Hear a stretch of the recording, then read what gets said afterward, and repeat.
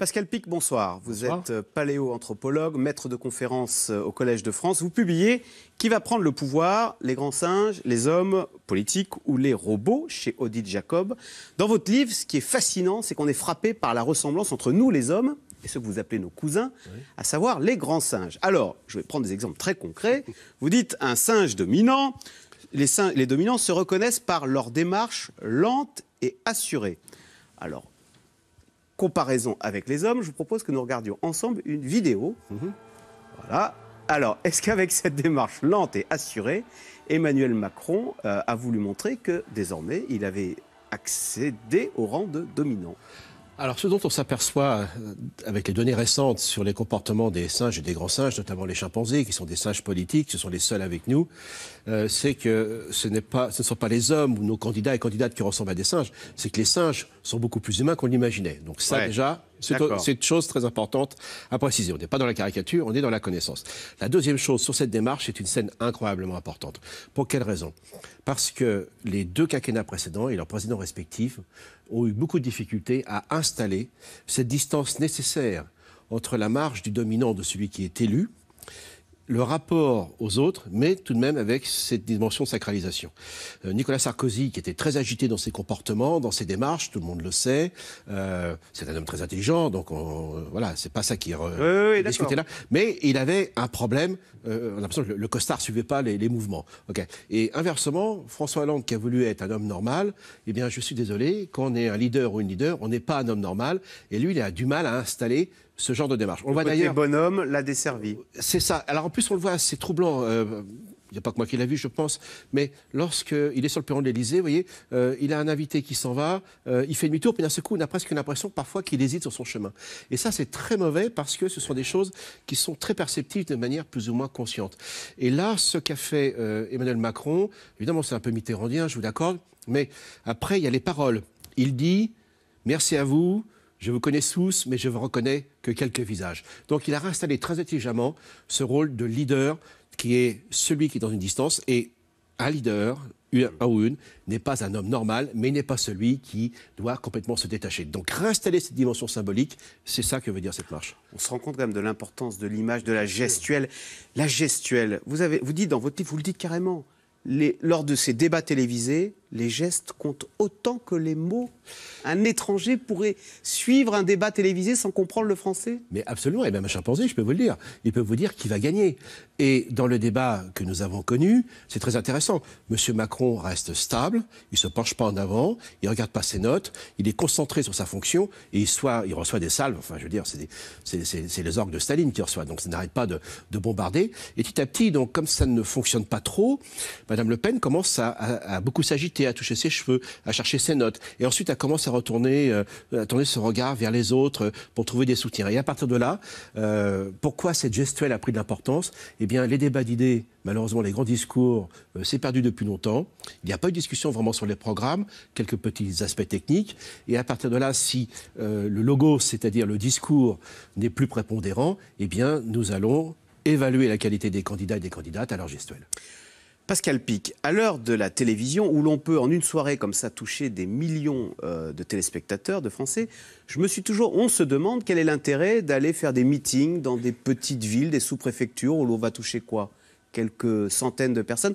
Eh bien, de faire donc de la proximité. Eh bien, dans votre livre, on a la réponse. C'est un mot, c'est essentiel parce qu'il s'agit de l'épouillage. Alors expliquez-nous. L'épouillage, c'est aller vers les gens, c'est discuter avec eux. Ce qu'on appelle la communication fatigue, pardonnez-moi pour ce terme technique, c'est quand vous voyez votre voisin, vous allez à la boulangerie, bonjour madame, comment ça va, vous parlez de la pluie du beau temps. Vous ne passez pas d'informations essentielles, mais vous établissez un lien qui est celui donc de la convivialité, de la reconnaissance entre soi. Et ça, c'est extrêmement important. C'est pas là que passent ces messages. Mais sans cela, dans une démocratie universelle, on doit se faire élire, c'est le passage oublié. Et je te donne un exemple qui est assez ancien maintenant, ça date d'une vingtaine d'années. Quand M. Balladur s'est présenté contre M. Chirac, au début, M. Balladur était au plus haut dans ses sondages. C'est pas la qualité d'homme d'État que je... Oui, c'est l'épouillage, c'est sa capacité à épouiller. Balladur n'était pas un bon épouilleur. Ah non, parce qu'il était très distant, et en plus il avait un grand gabarit, il mettait les gens à distance, donc il épouillait pas. Et en face de lui, il y avait qui le meilleur épouilleur qu'on ait jamais eu? C'était Jacques Chirac, voilà. Donc à partir de là, c'était fini.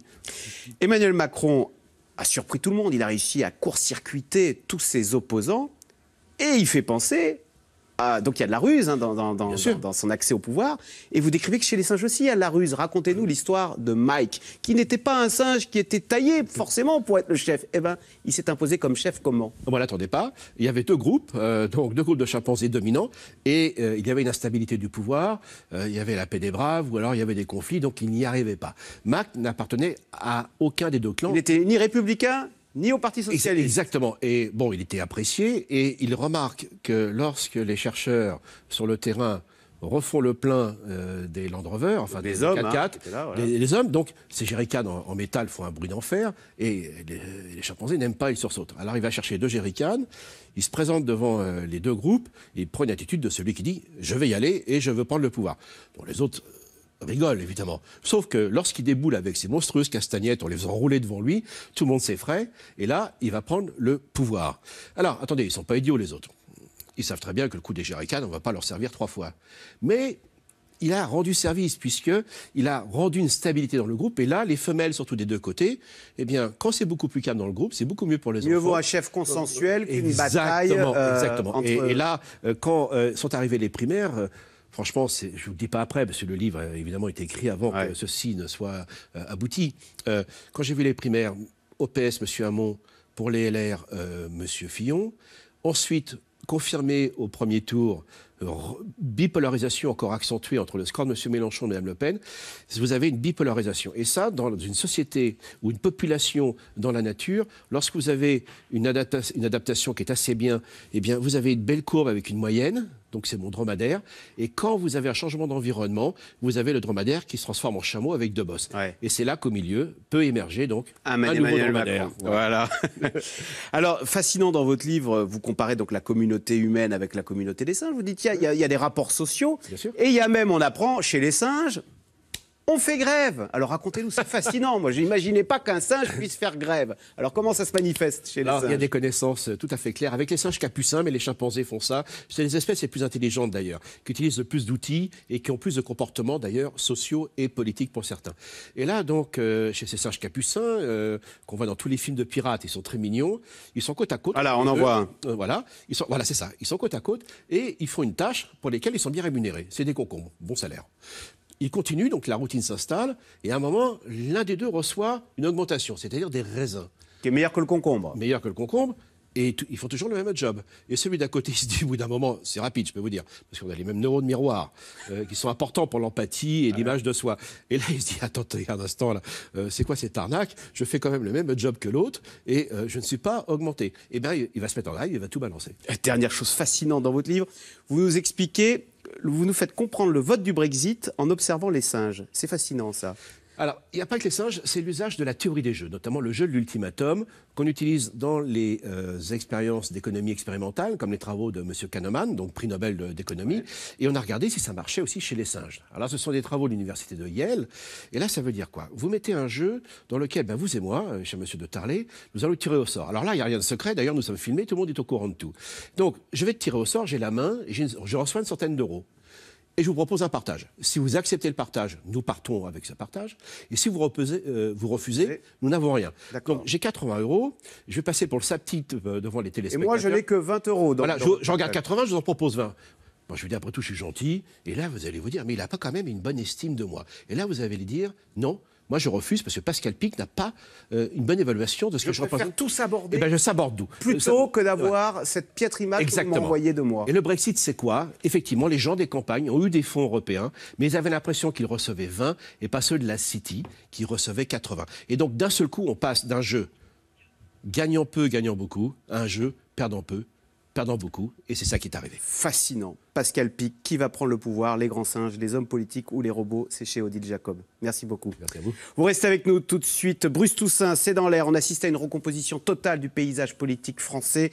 La liste des candidats En Marche pour les législatives crée bien des remous. C'est dans l'air est intitulé ce soir Macron, un Big Bang et des couacs.